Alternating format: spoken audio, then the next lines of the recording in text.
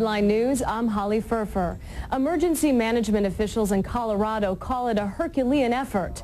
Rescuers in the southeastern part of the state are using helicopters, snowmobiles, and military vehicles to pick up people stranded in as much as 15 feet of snow. 2 deaths are blamed on the storm and at least 8 people are missing. Residents across the region are trying to dig themselves out. Susan Candiotti looks at the progress. Dawn in Denver. The blizzard is over and a lone jogger trudges up a quiet, hilly street.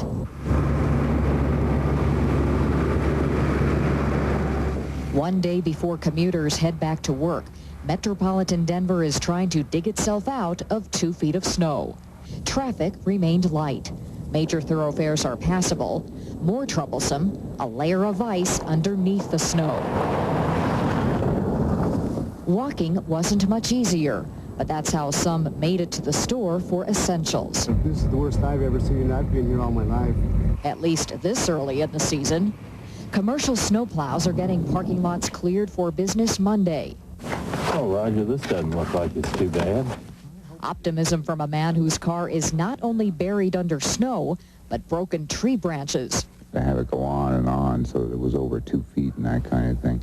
Yeah, that did catch everybody by surprise. Including stranded passengers at Denver International Airport. Terminal chairs and floors doubled as beds for about 3,000 travelers, stuck for 2 nights in a row. For most of Sunday, up to half of the usual flights were back online. Interstates heading north of Denver reopened, but southbound highways to the New Mexico border remained closed because of lingering blizzard conditions and abandoned cars.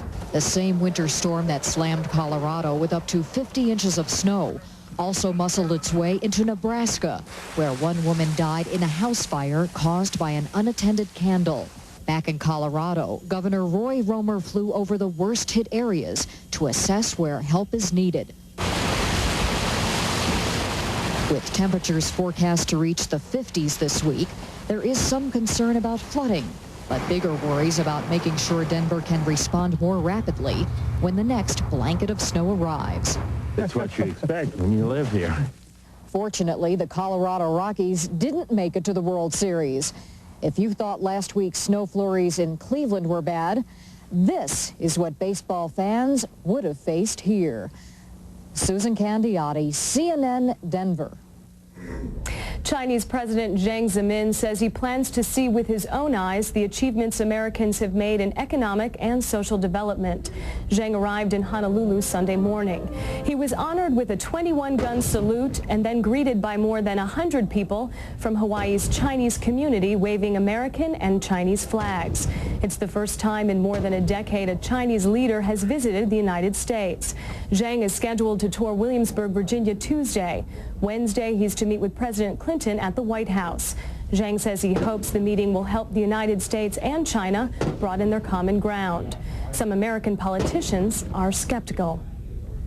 Why should we be rolling out the red carpet for the leader of the regime that crushes dissent in its own country? Why should we give a 21-gun salute to the leader of the People's Liberation Army, which proliferates weapons of mass destruction to unsafeguarded and rogue states?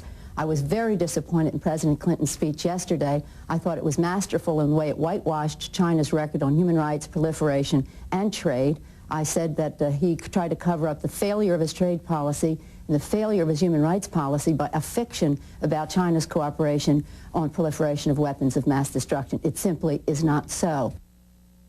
Billy Graham's son, Ned, leads one of the largest evangelical groups in China, and he has personally reported that he's able to do so with considerably increasing freedom all the time.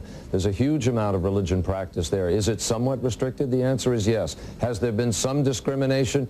Has there been some discrimination? The answer is yes, and some persecution. But it is moving significantly beyond where it has been. Human rights activists have promised to protest at almost every stop of Jiang's 8-day trip. The chairman of the Senate committee investigating questionable campaign fundraising says he doubts President Clinton will testify before the panel. Former presidential candidate Bob Dole offered last week to testify and was encouraging the president to do the same. Senator Fred Thompson says he will not force Mr. Clinton to come before the committee. I'm disappointed. I think that every week new questions arise. It would not be unprecedented But we do have a separation of powers issue here. Presidents do not very often come, I think maybe 3 times in times past, only under extraordinary circumstances. I think these are extraordinary circumstances. But we're not going to press the issue. I think that if he declines, that's his decision to make. I wish he would not do that. But since he's taken that position, we're going to leave it at that. The chairman of the Senate Judiciary Committee says Attorney General Janet Reno is doing great damage to the Justice Department. Utah Republican Orrin Hatch is criticizing Reno's handling of the campaign fundraising investigation. Hatch says Reno is getting bad advice from her staff. We are going to have a hearing in the near future and determine who in the world is advising her. Now, we know, but I think it's time for the press and the public to know as well. There are political advisors advising her upon whom she is relying, I think, to the detriment of our country. And look, I like Janet Reno. I'd like to see her come through this well, but up till now it's certainly been anything. Senator, it's been a lot less than all right. Treasury Secretary Robert Rubin says congressional efforts to scrap the federal income tax by 2000 absolutely cannot work. He says Americans need the predictability of the tax system to make decisions. And he says changing to a different system would require a significant transition period to make sure it didn't disrupt the economy. Newly transcribed tapes show former President Richard Nixon ordered break-ins before Watergate to dig up dirt on Democrats. The White House conversations were recorded in June and July of 1971 after the Pentagon Papers were published. The tapes were transcribed by Newsweek and the Washington Post. In one conversation, Nixon wants aides to ransack government files for information that would discredit Franklin D. Roosevelt and John F. Kennedy. In another, he tells an aide to have the IRS investigate reporters and Jewish contributors to the Democratic Party. New documents suggest the Army's mental health system has serious and widespread problems. The North Carolina newspaper The News and Observer reviewed internal Army files about suicides at Fort Bragg over the past 11 years. The documents reportedly indicate high-ranking officers have prevented mental health workers from approaching soldiers who may have needed help. Doctors did not offer to keep information confidential, and suicide attempts have gone unreported. The Army insists its system is first-rate and that last year it spent more than $100 million on mental health programs. A new report warns that in 3 years, almost 1 in 6 of the world's children will go to bed hungry each night. The International Food Policy Research Institute says the problem will be most severe in the sub-Saharan Africa and South Asia. It urges developed nations to redirect their aid to most vulnerable countries. The Basilica of St. Francis of Assisi in Italy reopened to worshippers Sunday, but it will be closed to tourists for several years. The 13th century church sustained heavy damage in 2 earthquakes a month ago. 4 people were killed in the basilica, and chunks fell from priceless frescoes on the ceiling. The Franciscans who run the church hope to complete restoration by the year 2000. Van Gogh created many masterpieces, but one Japanese company may not have gotten the real thing. We'll explain after a look at the national weather forecast. At the CNN Weather Center, I'm Byron Miranda with the CNN Headline News Weather Update.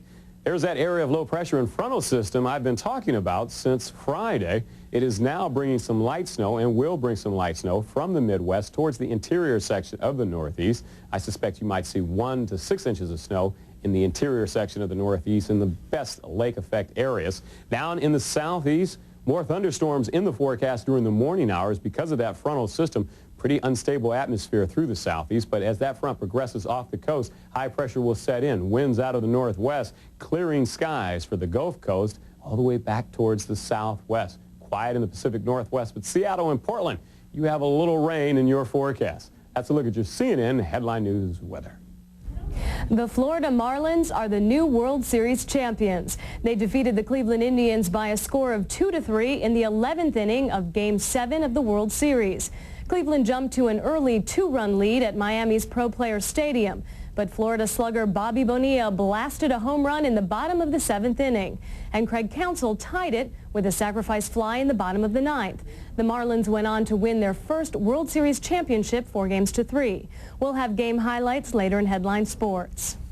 Well, there's a shakeup in the art world over a Van Gogh painting sold for a record-setting amount in the 1980s. Denise Dillon has the story.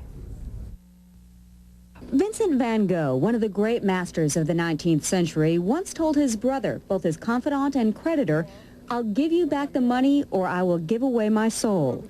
Japanese collectors who gave away almost $40 million in 1987 for what they thought was a Van Gogh painting might now wish they had a similar assurance.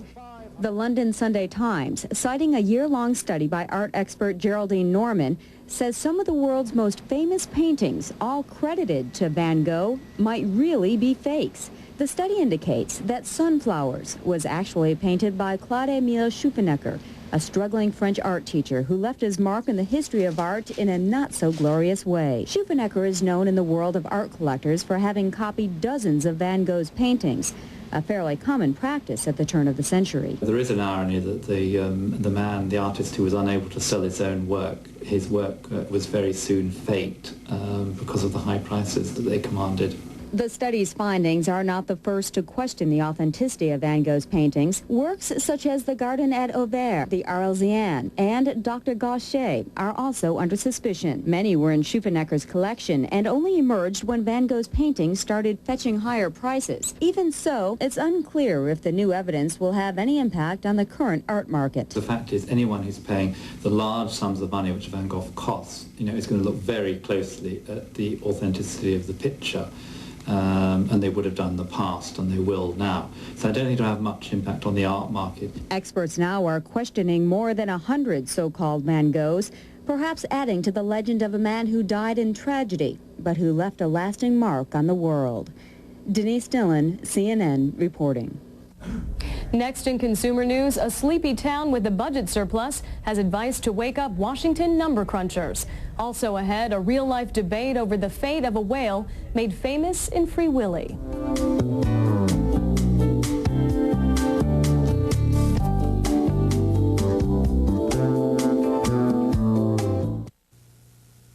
This is the CNN Headline News Network. Improving the popular Accord V6 was quite a challenge. We gave it a more powerful 200 horsepower VTEC engine, a longer aerodynamic shape, a roomier, more luxurious interior, even increased the size of the trunk. Still, the improvement we're proudest of is the price.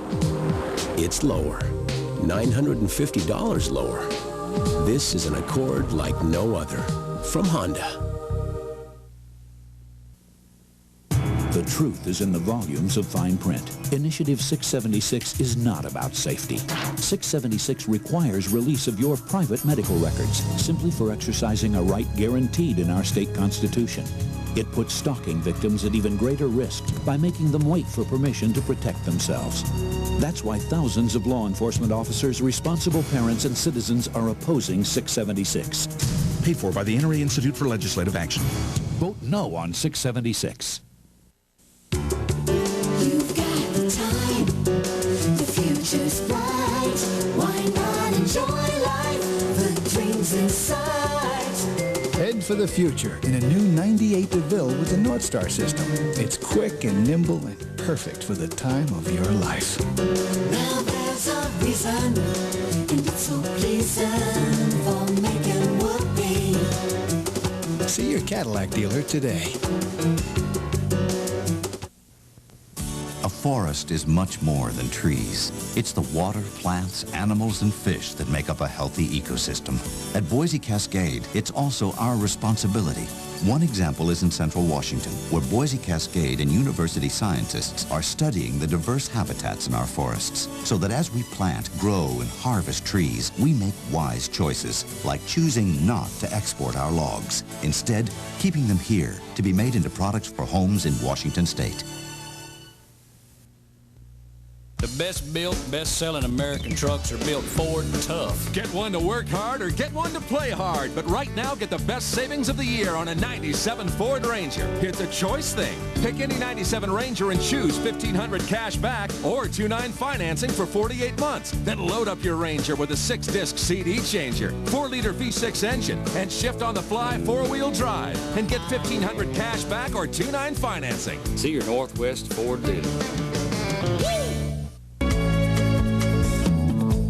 In a report due out this week, the Treasury Department is expected to show a budget deficit of less than $25 billion for the fiscal year. Some experts say that's the latest sign the government is heading for something it hasn't seen in decades.